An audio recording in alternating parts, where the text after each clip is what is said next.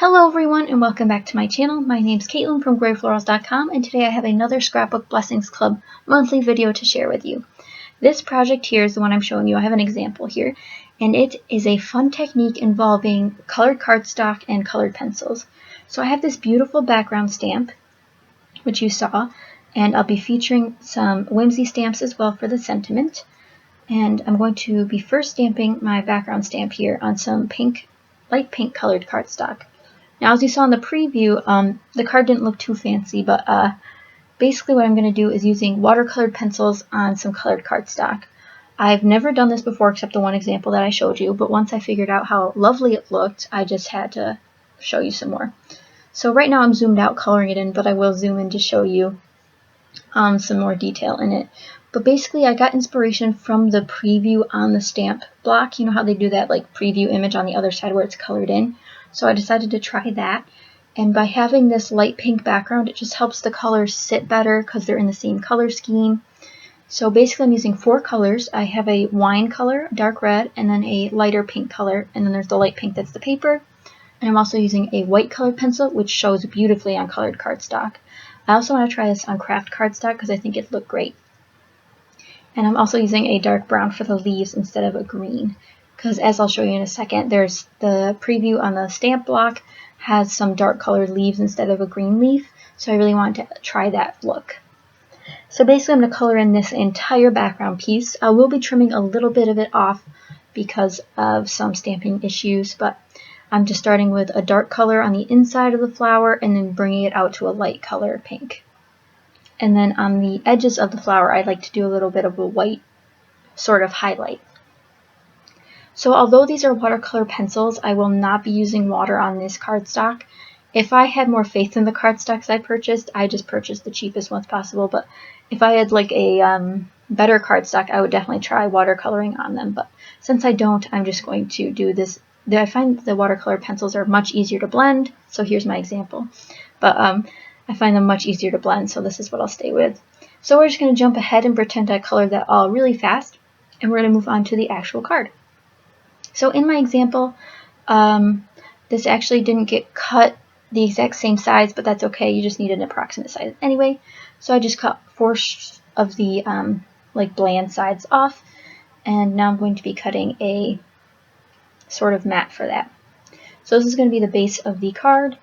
Well, the front base of the card, but I'm also using 110 pound weight colored cardstock, white cardstock to be the actual base of my card. And I'm doing a normal opening card instead of a portrait opening card. So now we're going to move on to the actual gluing it together. So I have these 2 main pieces, and then we're going to start working on the sentiment piece. I do want to add this little itty bitty piece of lace ribbon. This is from Michaels, and I will be tying that in a bow, which is proving harder than it should be to tie just a bow. And originally I thought I was going to put the bow on the right hand side, but later I'll move it to the left hand side. But luckily I didn't tape anything down, so I can move it easily. Now for the sentiment portion, I use another scrap of the same exact pink colored cardstock and these beautiful stamps from Whimsy Stamps. This is from their Sweetest Birthday line, and it's a really, really cute stamp set. I'm also using a stamp positioning tool. This one's no longer available in most places, so there's plenty of other ones, hopefully somewhere you can find one. Although I've heard a lot of people can make their own, so maybe you should look into that as well. But I'm only using this because I don't trust my inks here. I find them sometimes to be very blotchy when they stamp, but by doing this, I can ensure a great stamp every time since it lines up. Of course, using my baby wipe to clean things up, and then I'm going to print the happy on top of that. And what I really like about these is that they settle really nicely together.